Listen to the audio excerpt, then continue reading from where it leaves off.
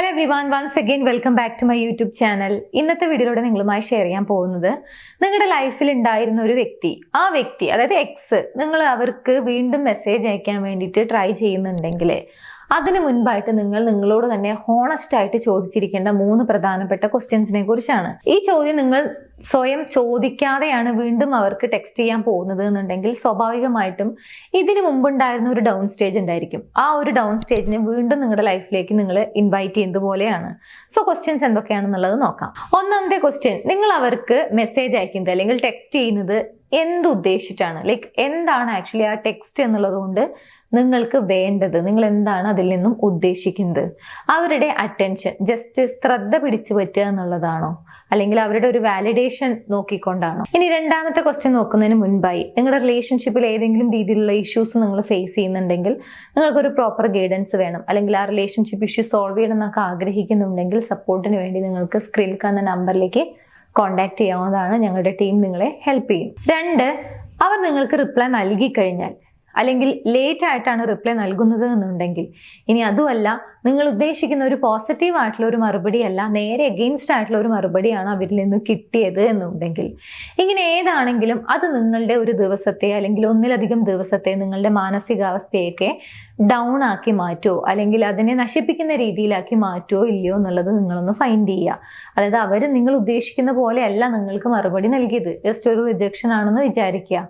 അത് നിങ്ങളുടെ ആ ഒരു ദിവസത്തെ മുഴുവൻ നശിപ്പിക്കുന്ന രീതിയിലാക്കുന്നുണ്ടെങ്കിൽ ഒന്നുകൂടി റീതിങ്ക് ചെയ്തതിന് ശേഷം, നിങ്ങൾ ആ ഒരു റിജക്ഷൻ ഓക്കെ ആണെങ്കിൽ, ലൈക്ക് അവരിപ്പോൾ നിങ്ങളെ റിജക്ട് ചെയ്തു, നിങ്ങൾക്ക് ഓക്കെ ആയിട്ട് മുന്നോട്ട് പോകാൻ പറ്റുന്നുണ്ടെങ്കിൽ, അവരുടെ ഒരു നോ എന്ന് പറയുന്ന ഒരു കാര്യം നിങ്ങൾക്ക് ഓക്കെ ആണ്, നിങ്ങൾക്ക് വിഷയമല്ല എന്നുണ്ടെങ്കിൽ, അതാണ് രണ്ടാമതായിട്ട് നിങ്ങൾ ശ്രദ്ധിക്കേണ്ട, അല്ലെങ്കിൽ നിങ്ങൾ സ്വയം നിങ്ങളോട് ചോദിക്കേണ്ട ഒരു കാര്യം. അത് ഹാൻഡിൽ ചെയ്യാൻ ഓക്കെ ആണോ, അല്ലെങ്കിൽ ഞാൻ ഉദ്ദേശിക്കുന്ന പോലെ അല്ല മറുപടി എന്നുണ്ടെങ്കിൽ അത് ഹാൻഡിൽ ചെയ്യാൻ ഓക്കെ ആണോ എന്നുള്ള രീതിയിൽ ഹോണസ്റ്റ് ആയിട്ട് നിങ്ങളോട് തന്നെ ചോദിക്കുക. ഇനി മൂന്നാമത്തെ കാര്യം, നിങ്ങൾ ആ ഒരു പെർട്ടിക്കുലർ പേഴ്സണെ മിസ് ചെയ്തിട്ടാണോ, അല്ലെങ്കിൽ ഏതെങ്കിലും പെർട്ടിക്കുലർ മെമ്മറി മിസ് ചെയ്തിട്ടാണോ നിങ്ങൾ അവർക്ക് ടെക്സ്റ്റ് ചെയ്യുന്നത്?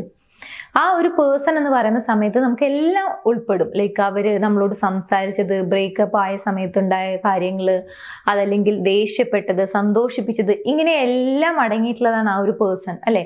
അപ്പൊ ആ ഒരു പേഴ്സണെ മിസ് ചെയ്തിട്ടാണോ നിങ്ങൾ മെസ്സേജ് അയക്കുന്നത്? അതോ ഒരു മെമ്മറി, ജൂൺ 10-ാം തീയതി അല്ലെങ്കിൽ ജൂൺ 12-ാം തീയതി എന്നോട് സംസാരിച്ചത് എനിക്കിഷ്ടമായി, അല്ലെങ്കിൽ അന്നത്തെ പെരുമാറ്റം എനിക്കിഷ്ടമായി, ആ ഒരു മൊമെന്റ് ഞാൻ വളരെയധികം മിസ് ചെയ്യുന്നു, ഇങ്ങനെ ഇതിലേതാണ് നിങ്ങൾ ആക്ച്വലി നിങ്ങളെ മിസ് ചെയ്യിപ്പിക്കുന്നത്? ലൈക്ക് ആ ഒരു പെർട്ടിക്കുലർ മെമ്മറി ആണോ, അതോ ആ ഒരു ഓൾഡ് പേഴ്സണെ തന്നെ നിങ്ങൾ മിസ് ചെയ്യുന്നുണ്ടോ? ഈ ഒരു കാര്യം നിങ്ങളോട് സ്വയം ചോദിക്കുക. നിങ്ങൾ ആ പേഴ്സണെ മിസ് ചെയ്താണ് നിങ്ങൾ അവർക്ക് ടെക്സ്റ്റ് ചെയ്യുന്നത് എന്നുണ്ടെങ്കിൽ നിങ്ങൾ ആ റിലേഷൻഷിപ്പിനെയാണ് ചേസ് ചെയ്യുന്നത്. നേരെ മറിച്ച് ഒരു പെർട്ടിക്കുലർ ഡേറ്റോ അല്ലെങ്കിൽ ആ ഒരു ദിവസമോ ആ ഒരു മൊമെന്റോ മിസ് ചെയ്താണ് നിങ്ങൾ അവർക്ക് മെസ്സേജ് ചെയ്യുന്നത്, ടെക്സ്റ്റ് ചെയ്യുന്നത് എന്നുണ്ടെങ്കിൽ നിങ്ങൾക്ക് നൊസ്റ്റാൾജിയാണ് അവിടെ ഫീൽ ചെയ്തിട്ടുള്ളത്, നിങ്ങൾ നൊസ്റ്റാൾജിയാണ് ചേസ് ചെയ്യുന്നത്.